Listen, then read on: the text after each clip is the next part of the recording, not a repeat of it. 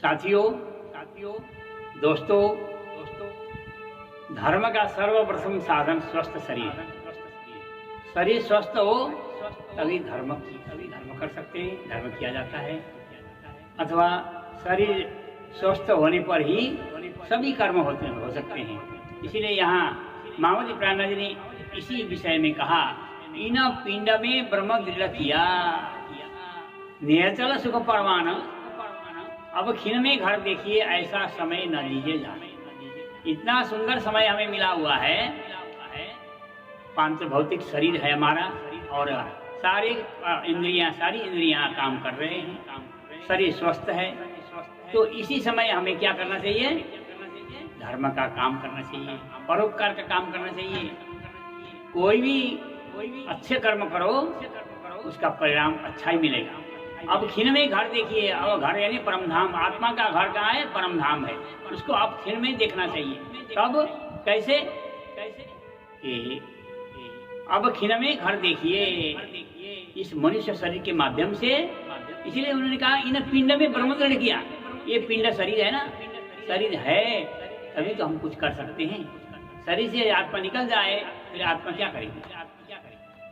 उसके साधन तो है ही नहीं। इसलिए साधन क्या है? 10 इंद्रिय हैं, 4 अंतस्करण हैं, है ना।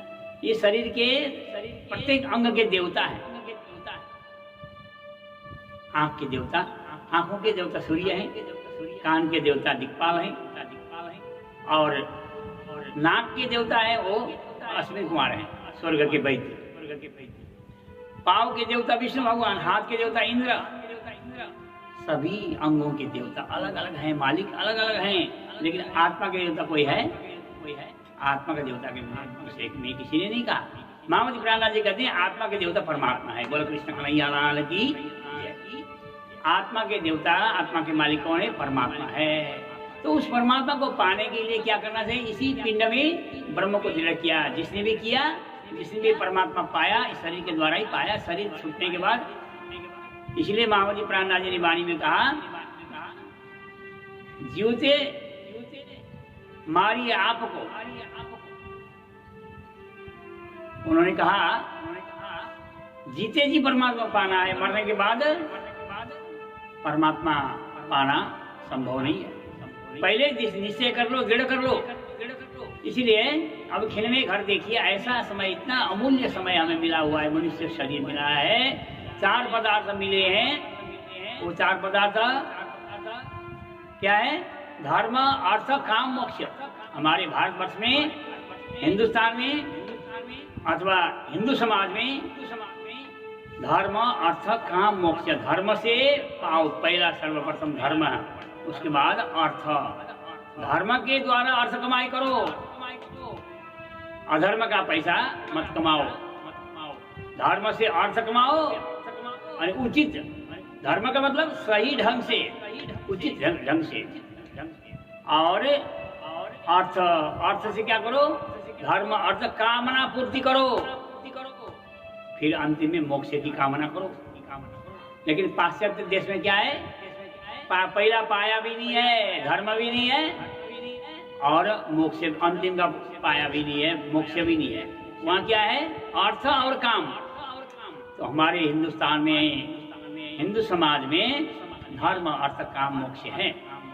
धर्म से शुरू करो जीवन को और मोक्ष तक पहुंचाओ। तो यहाँ मामूली प्राणनाथ जी ने कहा धर्म, उसमें 4 पदार्थ और जोड़ दिए उन्होंने। 4 पदार्थ, 4 पदार्थ है जग माई, कर्महीन नर पावत नाई। 4 पदार्थ है जग माई। तुलसीदास जी ने कहा 4 पदार्थ है जगत में, लेकिन जो कर्महीन है, कर्म नहीं करता है, उसको पदार्थ का फायदा नहीं मिलता। इसलिए मामूली प्राणनाथ जी और 4 पदार्थ बताए। वो है उत्तम मानको, मनुष्य जीवन एक पदार्थ है। खंड भरतनो, भरत जी का खंड है दूसरा पदार्थ।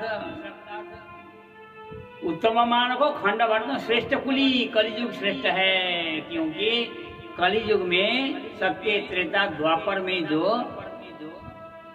तपस्या भजन अथवा तपस्याएं करते थे, यज्ञ करते थे, कई वर्षों तक सालों तक करते थे। लेकिन कलयुग में क्या है, कलयुग में तो एक मुहूर्त भी हम परमात्मा को ध्यान करते हैं, चिंतन करते हैं तो उसका फल अधिक मिलता है। सत्य त्रेता द्वापर से अधिक कलयुग में भजन कीर्तन का फल मिलता है। इसीलिए कलयुग को उत्तम कहा। उत्तम उत्तम मानव खंड वर्तनो श्रेष्ठ पुरी श्रीदार। कलयुग श्रेष्ठ है, श्रीदार सदगुरु हैं। ये चार पदार्थ हमें मिले हैं। चार पदार्थ पाए अमोलक सुवृथा नहीं हारो। मनुष्य तन दुर्लभ है साधु सो क्यों भूल गुजारो। नाम माला उरधारो साधु भाई, नाम माला उरधारो। नाम की माला, हमने माला पहन रखा है ना, लेकिन अंदर नाम का माला ना हो तो बाहर दिखावा से कोई फायदा नहीं है। इसीलिए महामती प्राणनाथ ने कहा अब खिन में घर देखिए। घर यानी आत्मा का घर यानी परम धाम को देखो, समझो। ऐसा अमूल्य समय को हाथ से जाने मत दो।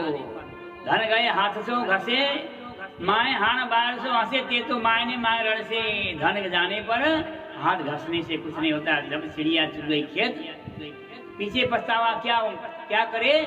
जब चिड़िया चुग गई खेत, शरीर बीमार पड़ गया, खटली में पड़ गए, तो उस समय ये करूंगा वो करूंगा, मैं भजन करता ये करता कहने से कुछ नहीं होगा। उस समय हमारे से कुछ नहीं बनता। इसलिए जब स्वस्थ शरीर हो तभी सब कुछ करना चाहिए। सब कुछ यानी धर्म का काम, परोपकार का काम करना चाहिए, कार्य करना चाहिए। इसलिए और धर्म, अर्थ, काम और मोक्ष का सर्वोत्तम आधार है व्यक्ति का उत्तम स्वास्थ्य। स्वास्थ्य हो तो अच्छा हो तभी ये सारी कार्य कर सकते हैं। हमारे कर्म ही हैं जो हमें स्वस्थ और अस्वस्थ करते हैं, रोगी या निरोगी करते हैं। रोगी होना निरोगी होना हमारे कर्म का ही फल है। जब तक शरीर स्वस्थ है मृत्यु दूर है, तभी अपने कल्याण के लिए उपाय करते रहना चाहिए। क्योंकि मृत्यु होने पर कुछ नहीं किया जाता।